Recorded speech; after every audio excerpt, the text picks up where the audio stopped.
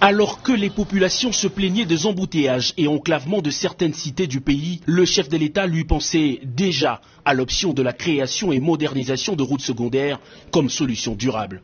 Le mode de gestion participative du président de la République a permis le montage de toute une série de projets qui prennent corps au jour le jour.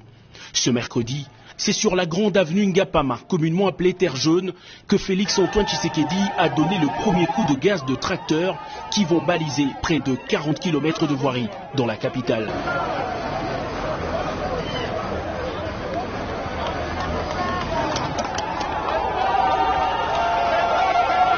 Terre Jaune, BAT ou encore entrée quartier 1, au total 6 axes du district de la Tchangou sont concernés par le projet Tchilé-Gelou, outre celles qui toucheront les 3 districts restants de la capitale. Bien avant le lancement de travaux, le gouverneur de la ville de Kinshasa, le vice-premier ministre des infrastructures ainsi que le directeur général de l'OVD ont donné de précisions sur ce projet initié par le président de la République et qui vise à réhabiliter et moderniser au-delà de Kinshasa une centaine de kilomètres de voirie dans les provinces du Kasaï, de l'Équateur et du Bandundu pour un financement public-privé de 138 millions de dollars.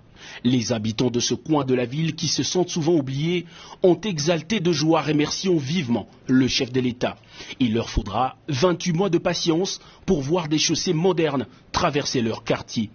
Cérémonie terminée, le garant de la nation qui a quitté la terre battue de Ngapama pour la 7e rue Limité où l'attendait une autre cérémonie ne pouvait traverser la Tchangou sans faire un break sur le pont Djili qui s'est affaissé sur une partie sous la pression de dernières pluies. Le dynamisme transmis par le président de la République et ses collaborateurs a obligé à l'office de route d'entamer dès les premières heures d'après-dégâts des travaux sur cet ouvrage qui relie le district de la Tchangou au reste de Kinshasa. Quelques instructions aux responsables de structure à l'œuvre et le cortège présidentiel a poursuivi son parcours jusqu'à la 7e rue Limité. Dans un décor similaire à celui de Terre Jaune, l'assistance découvre un autre grand projet dit moderne qui vise lui aussi comme son intitulé la modernisation de plusieurs routes secondaires à grande importance et affluence. Ici, c'est près de 13 km de voirie à réhabiliter et moderniser sur la 7e, 9e, 12e, 13e, 15e et 18e rue avant d'entamer l'avenue Escorte-Ngalima et une partie de la commune de Lemba. En 24 mois, l'Office de voirie et drainage s'est engagé à réaliser 13 de 26 km prévus dans ce projet financé par Equity Bank à hauteur de 18 millions de dollars.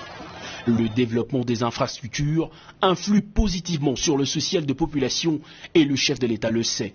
Les Congolais croient en sa vision d'un Congo meilleur, pas besoin de le prouver, la communion en témoigne.